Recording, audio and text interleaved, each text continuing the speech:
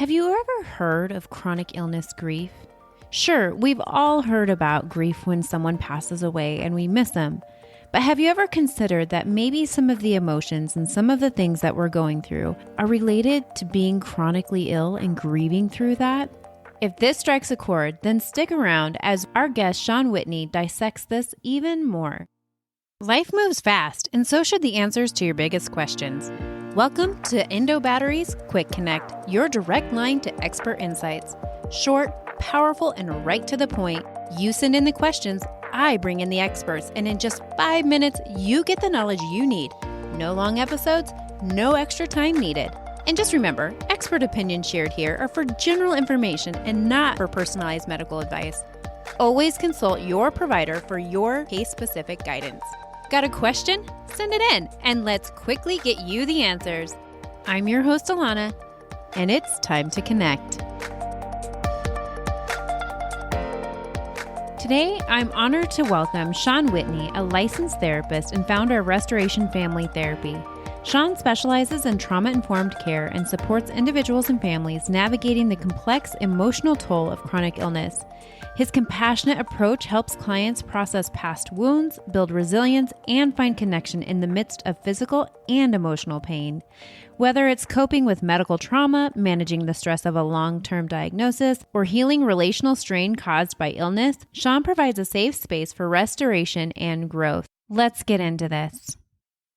What are some differences between identifying chronic illness grief? Because we hear about the different stages of grief when it comes to losing someone. Mm-hmm. But what are the stages of grief when it comes to a chronic illness or accepting where we are in life and what life has handed us? Yeah. I don't want to minimize the loss of somebody because that's significant. Right. Particularly by death. The finality of a loss is often really difficult for us to really deal with on a variety of levels, right? But I think there's something unique around grief as it relates to continuing life, and particularly life with a chronic illness. Yeah. I call it complicated grief. There is some literature that uses that term, but there's not a lot of it out there. What it talks about is similar to post-traumatic stress, where we can have complex post-traumatic stress, where there's a number of different things that pile up on top of each other to create a bit more of a challenge in our lives. And I think in a similar fashion, that's complicated grief. The person isn't gone, or I'm that person and I'm not gone. Right. The issue isn't visible. You look fine. Right. Right. There are a variety of ways in which complicated grief, I think, feels like double the grief and even double or triple the loss, in that we see kind of a groundswell of support when somebody passes due to natural causes or otherwise. And then within an average of 3 to 4 weeks, all of that groundswell of support suddenly falls away.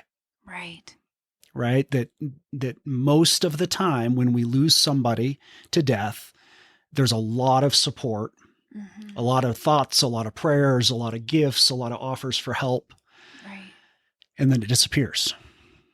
And the thing about complicated grief is it continues, right? That I'm still getting up the next day and dealing with the very thing that I might have grieved yesterday, or I refused to grieve yesterday because of whatever reason. And I think that's what makes complicated grief so difficult for us, is that it only compounds. It doesn't just kind of go away. Right. If this episode struck a chord with you or helped you feel seen in any way, I encourage you to check out episode 62, where Shawn shares even more insight and support. His approach to healing through trauma and chronic illness is something you won't want to miss. That's a wrap for this Quick Connect. I hope today's insights helped you move forward with more clarity and confidence. Do you have more questions? Keep them coming. Send them in, and I'll bring you the expert answers.